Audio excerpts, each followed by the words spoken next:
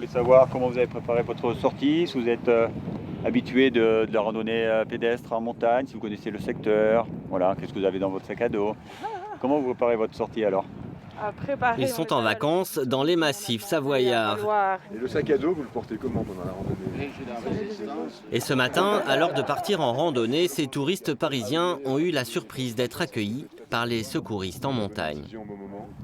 Ma sœur, elle n'est pas équipée, c'est la première fois qu'elle fait de la rando, donc forcément, on n'a pas eu le temps d'aller louer des chaussures. Mais bon, pour le reste de la semaine, on va faire ça. On prend souvent nos précautions quand même, surtout en montagne, on ne sait jamais. Donc voilà, ce que je recommande à tout le monde, c'est quand même regarder la météo, le parcours, le dénivelé aussi, et puis prendre d'autres précautions de sécurité, comme la crème solaire notamment.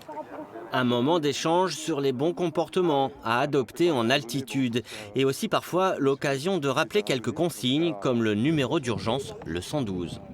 Dans la préparation d'une journée, il faut s'assurer que l'itinéraire est effectivement conforme aux capacités de l'ensemble du groupe.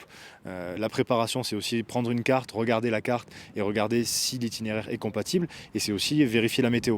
Vérifier la météo à 24 heures et avant le départ. Bonjour madame.